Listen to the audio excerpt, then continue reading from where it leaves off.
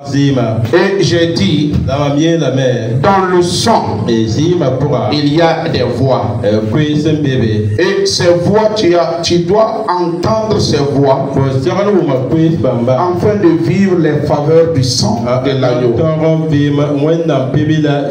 Et j'ai dit, la voix est liée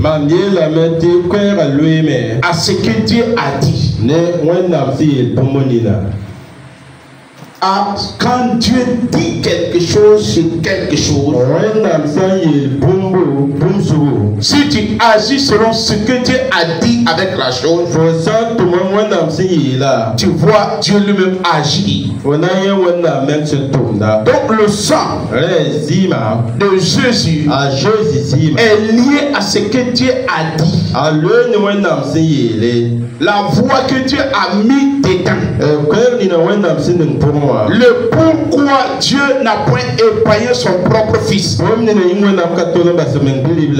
pourquoi il a été crucifié à la croix. Tu dois entendre la voix qui est dans le sang. Et deuxièmement, la voix du sang est liée aussi à celui qui sacrifie. Quand quelqu'un se lève et il prend l'agneau, il prend le corps de Jésus et il dit, cela a été fait pour moi, pour le pardon et la rémission de mes péchés. Le sang agit. Donc il y a ce que Dieu a dit et il y a ce que toi-même tu dois dire. Il y a ce que Dieu a dit et il y a ce que toi-même tu dois dire.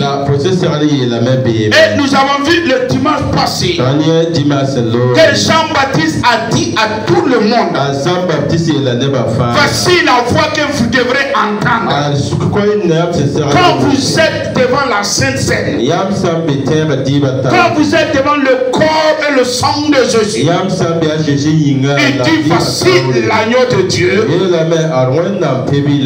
ôte le péché du monde. Donc tout homme qui s'approche de la Sainte Seine doit entendre cette voix et doit aussi témoigner de cette voix pour prendre le corps et le sang. En le prenant, tu entends que tu as le pardon et la rémission de tes péchés. En le prenant, tu vois que tu es réconcilié avec Dieu. En le prenant, tu vois que tu es accepté de Dieu. C'est pas ta prière. Je prends un exemple terre à terre. C'est que le monde même refuse. Nous on veut le faire. Dans la tradition, quand une fille tombe enceinte et on vient dire et sa maman a su cela, la première des choses, on l'a dit, va chez ta tante. Pourquoi? La tante se voit est dans la famille comme une intercesseuse.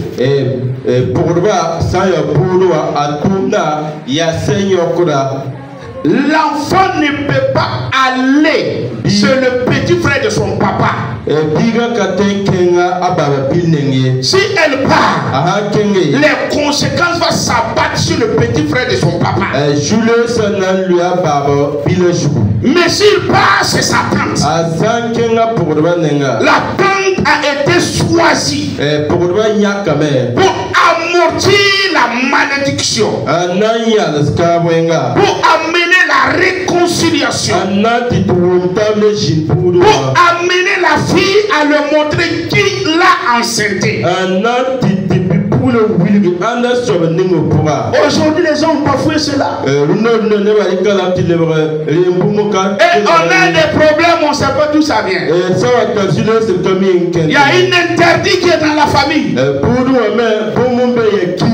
on doit faire attention. Maintenant, malgré qu'ils ont fait cela, la famille va dire pour que la fille vienne dans la maison de son père, il faut obligatoirement qu'on amène 3 colas. Toi, tu te lèves, tu dis que tu es civilisé. Tu pars construire une grande villa pour ton papa. Et tu dis, toi, tu ne vas pas donner le cola. Est-ce que ton papa peut habiter dans cette maison? S'il habite, qu'est-ce que ça se passe? Il va? Ok. Dieu dit, vous avez commis le péché et vous êtes chassés loin de moi. Pour revenir à moi, il te faut du sang. Il te faut un sacrifice. Nous, on bafoue ça. C'est Jeune d'Esther, Jeune de Moïse. Et on bafoue le sang de la on ne valorise pas la Sainte Seine. Et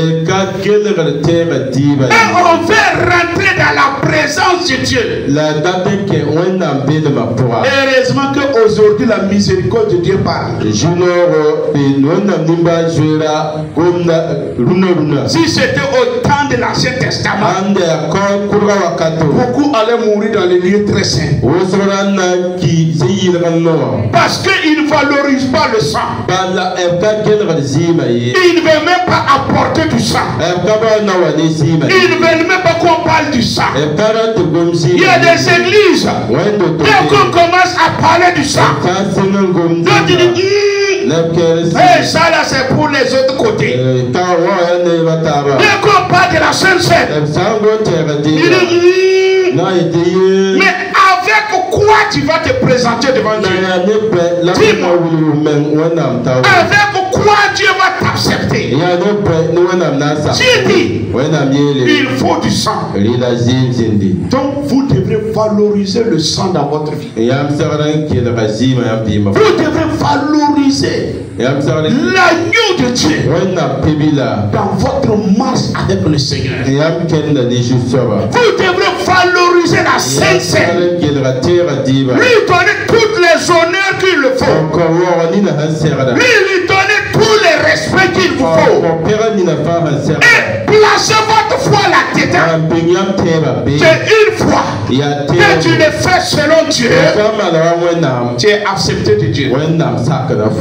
Une fois que tu as fait selon Dieu, une fois que tu as fait selon la famille, tu peux rentrer dans la famille. Tu peux rentrer dans la famille. Mais si tu fais comme tu veux, si tu trouves tes propres méthodes, tu ne rentreras pas. Voilà pourquoi les églises ne vivent pas. Le jour de la Sainte Seine, la majorité des églises, les fidèles ne viennent pas à l'église.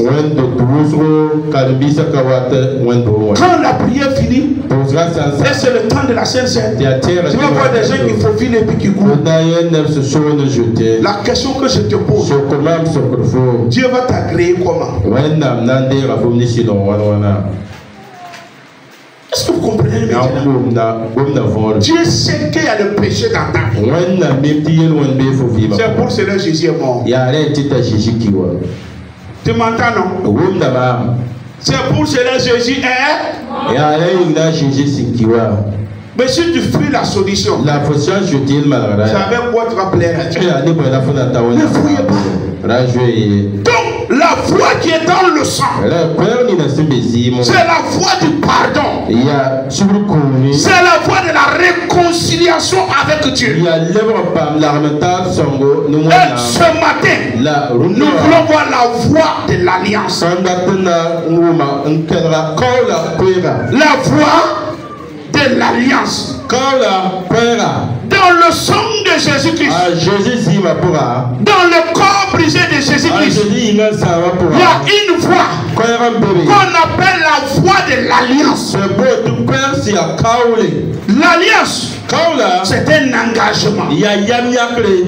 L'alliance, c'est un accord entre deux personnes, entre deux parties. L'alliance veut dire je m'engage pour toi et toi tu t'engages pour moi. Tes ennemis deviennent mes ennemis, tes amis deviennent mes amis. C'est ça l'alliance. Si quelqu'un te combat à cause de l'alliance que j'ai établie avec toi, moi je dois le combattre. Je ne peux pas m'asseoir et regarder dans l'adversité. Ça n'est pas me lever te défendre. Donc dans le sang, il y a un engagement de Dieu dedans. Il y a un accord que Dieu veut établir entre toi et lui. Il y a un accord que Dieu veut établir entre les hommes et lui-même. Et quand il établit cet accord, et toi tu l'acceptes, tes ennemis deviennent les ennemis de Dieu. C'est pour cela que j'aime dire, celui qui se défend n'a pas de défenseur. La force de ma vie, la force de ma vie dans les batailles, c'est que j'ai découvert que j'ai une alliance avec Dieu. Et mes ennemis sont les ennemis de Dieu. Et les ennemis de Dieu sont mes ennemis. Mes batailles sont les batailles de Dieu. Et les batailles de Dieu sont mes batailles. Depuis que j'ai découvert ça, je n'ai pas peur des batailles.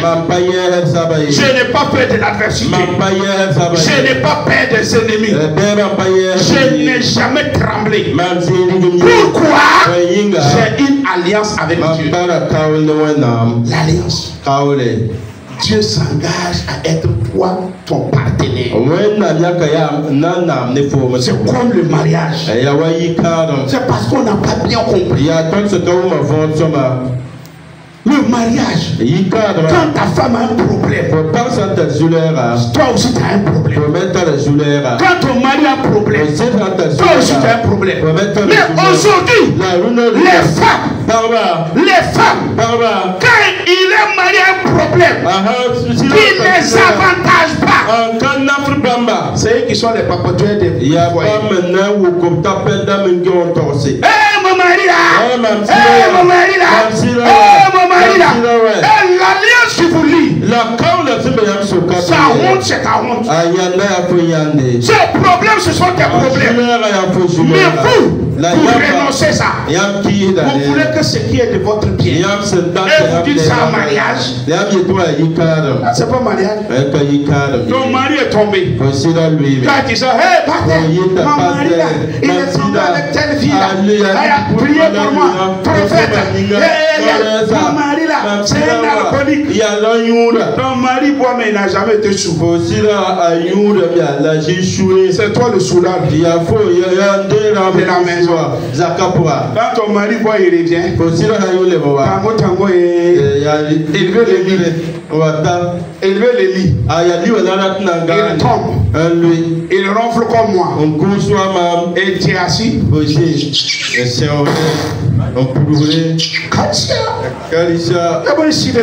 C'est quel mari ça? Dis-moi, qu'est-ce qui te fait parler? C'est pas l'alcool qui te fait parler, non? Celui que l'alcool contrôle, on l'appelle quoi? Femme soulala. Sortez dans ça.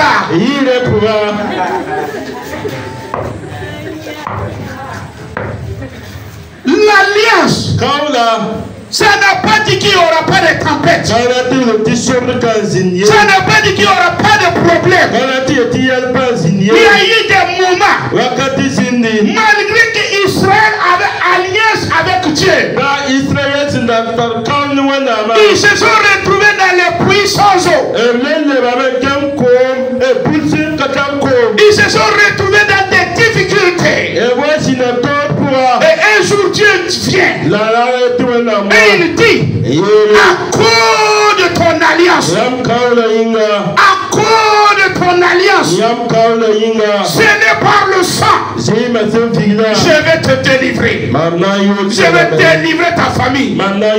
Est-ce que à cause de ton alliance avec ton ami, avec ta femme ou ton mari, est-ce que tu le délivres quand il est dans les problèmes? Est-ce que tu cours sa honte quand il est au lit? Ou bien tu prends cela et c'est devenu prier pour moi? Voilà pourquoi ça ne marche pas.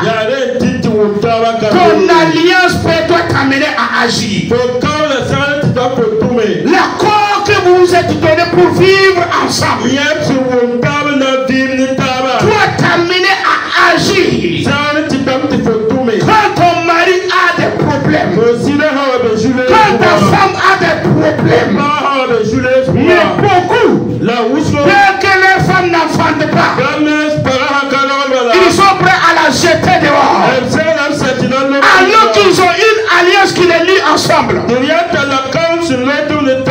Pourquoi? On a mal compris l'alliance. Donc je reviens ce matin, l'alliance avec Dieu. Dieu s'engage pour toi. Et toi aussi tu dois s'engager pour Dieu. Le problème de Dieu doit devenir ton problème. Et toi, ton problème devient le problème de Dieu. Pourquoi ça ne marche pas? Les gens veulent que leur problème devienne le problème de Dieu. Mais le problème de Dieu n'a jamais été leur problème. L'évangélisation n'a jamais été leur problème. Apporter des offrandes et des sacrifices pour qu'on construise l'église, pour qu'on fasse un temple au nom de l'Éternel, ça n'a jamais été leur problème. Tous les jours, il court que Dieu n'a qu'à faire. Il court. Quand il a des problèmes, il veut que Dieu ne dort pas. Il dit Dieu ne dort pas. Et quand Dieu a un problème, est-ce que toi tu ne dors pas? Quand Dieu a un problème, est-ce que toi tu ne dors pas? Et vous voulez que ça marche? Les problèmes de Dieu n'est plus votre problème. Les besoins de Dieu n'est pas votre besoin. C'est vos besoins seulement. Voilà pourquoi l'alliance ne marche pas. Non. Si je m'engage pour toi et que tu ne t'engages pas pour moi, tu détruis moi ma capacité. Tu détruis moi mon engagement. Si un pasteur s'engage pour une église et l'église ne s'engage pas pour ce pasteur, vous faites taire selon l'onction de Dieu en lui. Il est obligé d'aller ailleurs pour se débrouiller, mais vous serez malgré lui-même. Est-ce que vous vous engagez? Vous voulez que l'église c'est pour le pasteur? On dit la maison de Dieu, est-ce que moi je suis Dieu?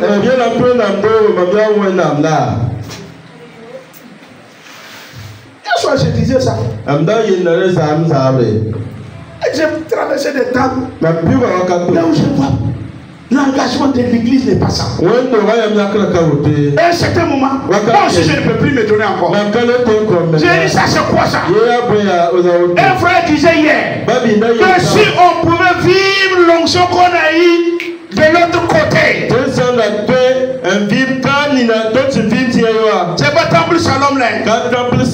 Il y a l'autre tabernacle de paix.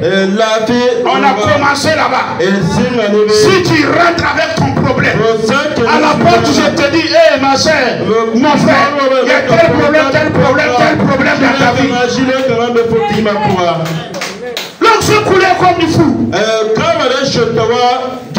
Mais j'étais rejeté même par le même assemblée. Maltraité et vilipendé par le même assemblée.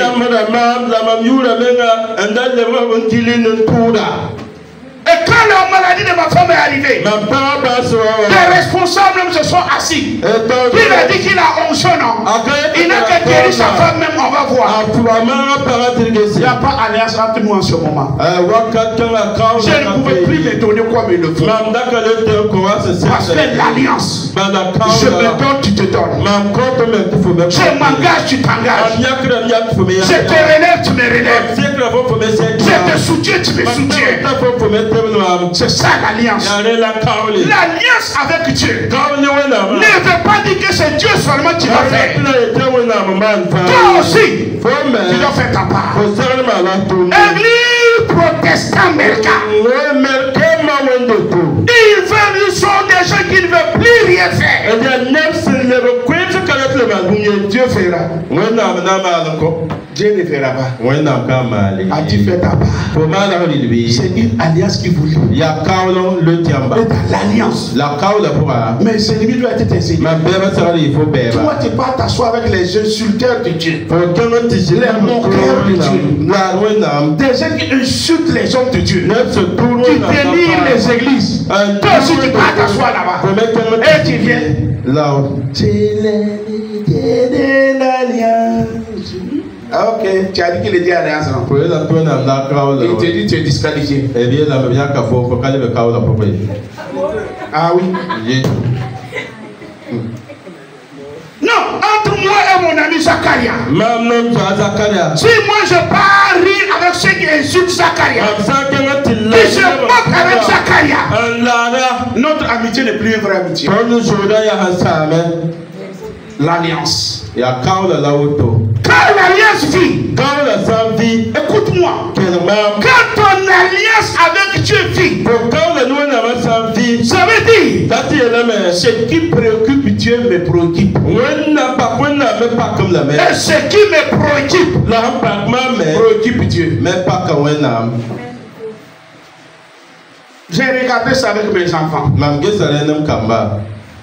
Quand mes enfants me regardent, ils voient que l'église, la construction de l'église est devenue une préoccupation pour moi. Et c'est devenu en même temps leur préoccupation. Des fois, quand ils viennent me demander, quand ils me regardent, c'est vrai, on est en construction. Est-ce que toi, ça te préoccupe comme ça? Si l'alliance marche, si toi tu fais ta part et que Dieu fait sa part, dans Exode chapitre 19, Exode chapitre 19, le verset 4 et le verset jusqu'au verset 6. Exode chapitre 19. Si l'alliance marche, si chacun tient de son côté, écoute ce que Dieu dit. Dans Exode chapitre 19, le verset 4. Vous avez vu ce que j'ai fait à l'Égypte. Et comment je vous ai porté sur les ailes de l'aigle. Et amené vers moi. Maintenant, si vous écoutez ma voix et si vous gardez mon alliance, si vous restez dans mon amitié, si vous restez dans mon accord, si vous restez dans notre accord, il dit, vous m'appartiendrez entre tous les peuples. Car toute la terre est à moi. Mais toi, tu seras exceptionnel. Toi, tu feras mon amitié. Vous vous serez pour moi un royaume de sacrificateurs, une nation sainte. Voilà les paroles que tu diras aux enfants d'Israël. Dieu dit, si vous restez dans mon accord, si chacun reste dans l'engagement, si chacun décide que l'autre mange, vous allez être premièrement d'abord quoi? Ma propriété.